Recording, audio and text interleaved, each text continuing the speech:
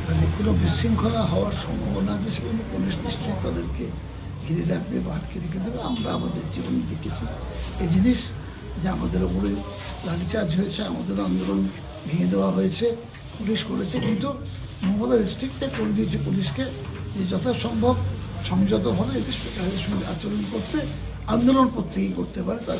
তা নিয়ে আমার কিছু বলার নেই। সে দুর্গা পুজোর দিনেও কেউ করতে পারে, কালী পুজোর দিনেও করতে পারে, সরস্বতী পুজোর দিনেও করতে পারে।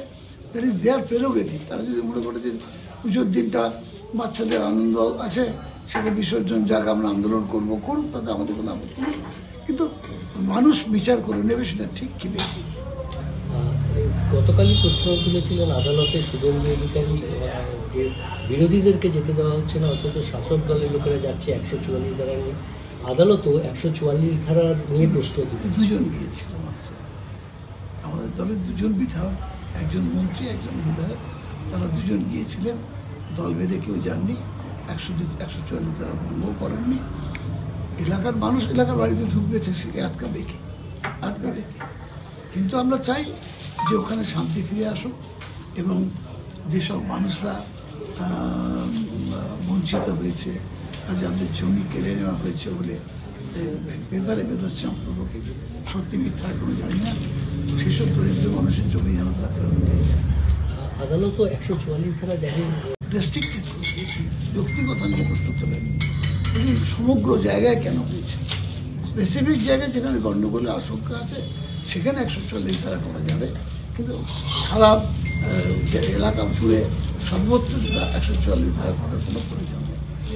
কালকে এই নিয়ে সন্দেশখালীতে আন্দোলন চলছে বিজেপি, অন্যদিকে নিরাপদ সর্দার তাকে গ্রেপ্তারের প্রতিবাদে কালকে সিপিএমের যে রাজ্য জুড়ে আন্দোলন ছিল, সেখানে বহরমপুরে একজন কাঁদানে গ্যাসে জখম হয়েছিলেন, আহত হয়েছিলেন, অসুস্থ ছিলেন, তারপর তার মৃত্যু হয়েছে।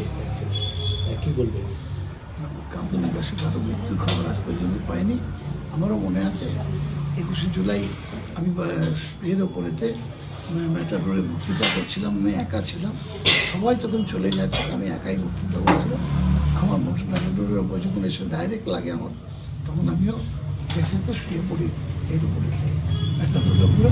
তখন আমার সহকর্মীরা তুলে নিয়ে গিয়ে প্রেস ক্লাবেই, তখন টেবিলের বোর্ড ছিল একটা, সেই টেবিলের বোর্ডের উপর শুয়ে আমাদের মুখে জল দিয়ে হাসপাতালে তো হয়তো শারীরিকভাবে সে দুর্বল ছিল, মৃত্যু হয়েছে, কিন্তু এফটিআর কাছে কারো মৃত্যুর খবর আমি কখনো শুনিনি।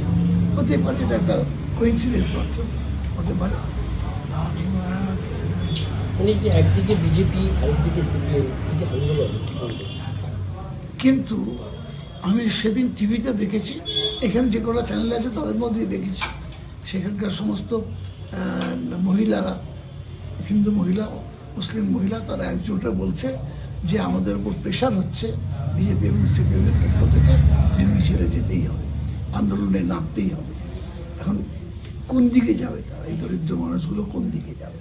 তারা সাহারা করছে। আমি মনে করি শেষ সাহারাটা মমতা বন্দ্যোপাধ্যায় দেবে। সুলভে সঠিক চিকিৎসার একমাত্র প্রতিষ্ঠান বিবেকানন্দ হসপিটাল। 24 ঘন্টা emergency service, blood bank, trauma care. আপনাদের সেবায় আমরা তৎপর।